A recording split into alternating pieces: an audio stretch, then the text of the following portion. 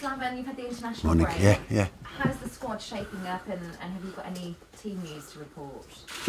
In one hand, we didn't want it because we had that momentum and we want the games to continue to keep coming and all that because we were buzzing and all that. But in the other hand, because we played many games, it was not bad for us. Yeah. So we rest a bit. We had a little bit of rest and we trained hard, and after that we rested again. And some players, they went to play international games, and now we are back. We are still not back, like totally, all of them, but that's why this game against Crystal Palace is coming too soon. It's a little bit of. I'm not happy because we were not. I mean, still today we have a training and we will not be all of us on a pitch. Some of the guys are coming back tomorrow. So this is the reason why this game on Saturday is a little bit worrying, you know. Team selection is like Tomkins is back. The only players who are out are going to be Ginger Collins and Sam Byram. They are still injured. They are progressing really good, but they ain't going to be in a frame for a Crystal Palace game. And we have to see tomorrow those players. Some of them are coming back tomorrow afternoon or morning for the training. That's Kouyaté, Moses, and Valencia. They had a long flights, long trips, and all that. Payet is back, but from France only. So it's not ideal, but we will have to get back immediately into the shape of that we were like before the international break. Do you feel then that the Premier League teams that have more international players are penalised with this fixture being so soon? They are a bit in that sense that you don't have your players until one or couple of days before a game. But then, in the other hand, I always welcome when my players are called for like international duties, because that gives them another dimension, that gives them confidence, and they are, of course, more quality players than the ones who are not being called for an international break. So there are like everything. There are some pluses and some minuses. Of course, you would love your players to be all the time with you, but in the other hand, if they are good players and you want them to be good and you want them to improve and you want them basically to gain confidence and quality, and then you should be happy when they play for their countries. One of the best goals came from the boot of Dimitri Payet, Yeah. which won't be any surprise to you. How do you feel that that's done his confidence good ahead of the Euros, and also for yourselves here at West Ham? Well, it's great for him. It's great for us. He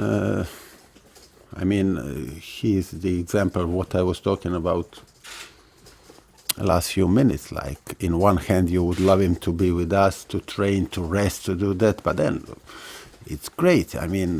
He was very confident before, but he will come even more confident now. Okay, and by the way, at the end of the day, he didn't go for holidays. He was training with top quality players, with top quality coach, with everything. And then his situation regarding France, I think it changed a lot. And I read it, like, before these couple of games, many people were like asking why he's not in and all that. But now he had really good game. Not good. He was, according to press, a man of the match against Holland. And then he came on against Russia and scored that wonderful free kick. So to get that in the team that is full of quality on every position, and it is great for him in the first place, but also great for us because he's playing for us. It's good for West Ham, and he's gonna be. It's a big boost for him before last games of the season. Yeah. Whilst you've had this break, you've also been linked with some transfers. Yeah. Are there any truth to rumours that you're interested in Bonnie, Martinez, the teenager, and Batshuayi?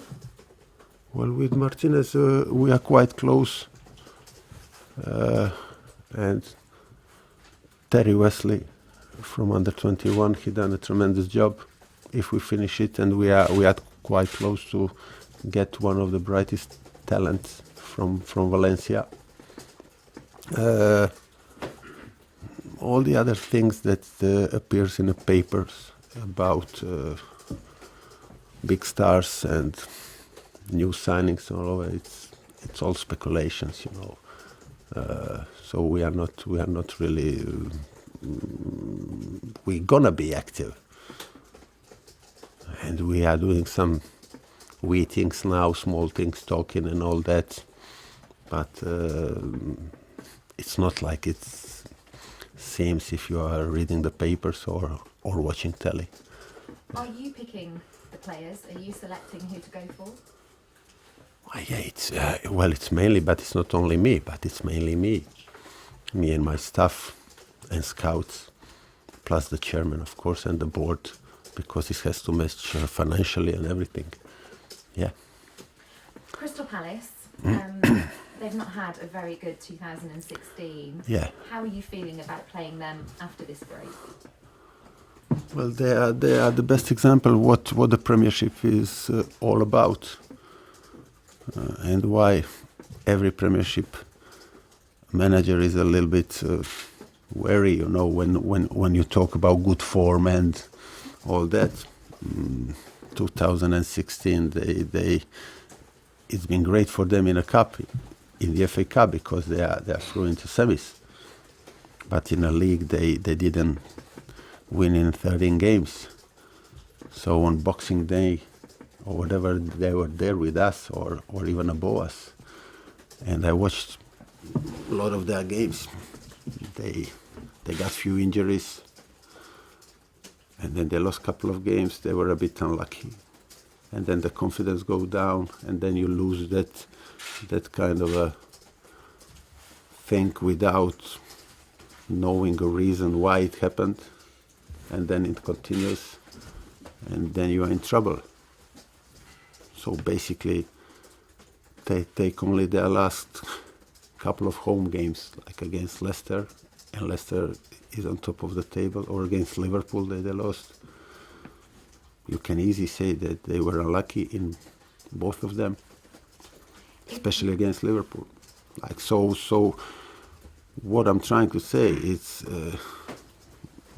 almost in every of these 13 games that they didn't win, they could have, and maybe they should have. No, so it's a very dangerous game for us, because they have a good team, they have a pace up front, they are very solid, they are playing simple football, and they have a quality, and it's going to be a very difficult game for us, of course. Looking at the table, if you were their manager, would you be thinking you're in a relegation fight? Well, it depends what you are using that for. If you go like, oh, we are in relegation fight, we should be scared of it and we should like shrink, then I wouldn't, definitely, yeah. But to warn some kind of a player that is the time to start to pick up the points, yeah. But they are still not in a relegation. No, they still have a good cushion. It's 7 points, I think, or whatever. So it's 3 games. It's 3 games, and they have a quality to be okay. BBC? Slaven, you said it could be a dangerous game to play the Palace. Are you basing that on perhaps Alan Pardew's going to change the way that team has been playing this season, using the pace on the wings and that sort of thing? Are you expecting perhaps a more defensive Crystal Palace? Well, they even when they were picking the points, okay, they were a kind of a versatile, but their biggest strength was counter-attacking because of the pace up front, and that pace was all over up front. It was from the right side, from left side. I mean, they had 6 options that he chose like 4 for each game. It was with Zaha, it was with Sacco, it was with Bolassi, it was with Gale, it was with Panchion. Then Wickham came back from injury or whatever. Now they have Adebayor, so the quality is there definitely. Then if you add Cabaye, who can pass a great ball to them.